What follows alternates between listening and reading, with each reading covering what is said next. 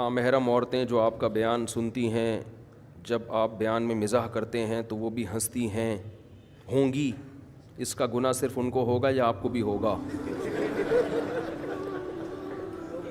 یعنی بھائی ویڈیو نہ بنائے نا، یعنی انہوں نے فرض کر لیا گناہ تو ہوگا ہی ہوگا. اب یہ فیصلہ کرنا ہے کہ صرف مجھے ہوگا یا ان کو بھی ہوگا. تو پہلے آپ نے یہ فرض کیوں کیا کہ گناہ ہوگا؟ دیکھو نامحرم کا مطلب کیا ہے. نامحرم کی طرف طبیعت مائل ہو رہی ہو، وہ ناجائز میلان جسے کہتے ہیں. نامحرم تو رسول اللہ صلی اللہ علیہ وسلم بھی صحابیات کے لیے تھے نا، لیکن آپ نے فرمایا کہ کوئی اس وقت تک مومن نہیں ہو سکتا جب تک اپنے مال سے، اولاد سے، ہر ایک سے زیادہ مجھ سے محبت نہ کرے. تو ان میں صحابیات بھی تھیں، لیکن محبت کی قسم ہوتی ہے.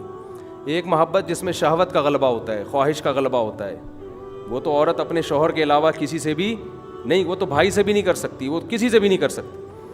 اور ایک محبت وہ ہوتی ہے جو کسی کے تقوی کی وجہ سے ہو اور کسی سے عقیدت کی وجہ سے ہو، لیکن اس میں وہ خواہش کا غلبہ نہ ہو.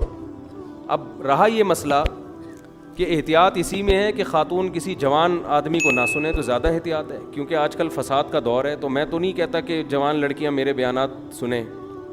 کسی کو بھی ذرا سا بھی اندیشہ ہے کہ کوئی خدا نخواستہ کوئی نیگیٹو خیالات آ رہے ہیں، اول تو کوئی آنے کا، میں کوئی فلمی اداکار تو ہوں نہیں ہے، لیکن اگر کسی کے دل میں ایسی فیلنگ پیدا ہو رہی ہے تو بھائی اس کے لیے حرام ہے سننا. ہنسنا تو دور کی بات، سننا بھی حرام ہے.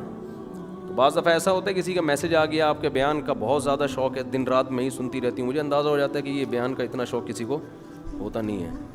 تو میں کہتا ہوں آپ نہ سنیں، آپ مولانا طارق مل صاحب کا سن لیا کریں، یا اور بڑے بڑے بزرگ ہیں ان کا سن لیا کریں. ہم تو ویسے بھی بزرگ نہیں ہیں.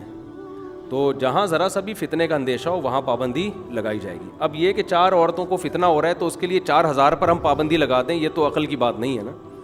یا میں برقع اوڑھ کے بیٹھوں یہاں پر، تو یہ تو نہیں ہوتا. مرد کو تو اللہ نے اجازت دی ہے جہاں چاہے جائے، عورت پر پردے کا حکم ہے. یہ بھی خوب سمجھ لیں کہ پردے کا حکم عورت کو ہے، آدمی کو نہیں ہے. اگر کسی آدمی کو دیکھ کے کسی عورت کو فتنہ ہو رہا ہے، جو کہ ہوتا نہیں ہے عام طور پر، تو پھر اس میں عورت کو حکم دیا جائے گا، آدمی کو نہیں کہا جائے گا کہ آپ آنا چھوڑ دیں. آدمی تو پھر آدمی کس بات کا ہے بھائی وہ ٹھیک ہے. تو فتنے کا جہاں اندیشہ ہوگا وہاں جائز نہیں ہے، لیکن جہاں اندیشہ نہیں ہے تو وہاں لطیفہ بھی ہو اور حسین آئے تو وہ تو لطیفے کی توہین ہے نا. تو نامحرم کو بھی ہنسی آئے گی، محرم کو بھی ہنسی آئے گی. اس میں ہنسنے پر گورنمنٹ نے بھی کوئی پابندی نہیں لگائی، اللہ نے بھی کوئی پابندی نہیں لگائی.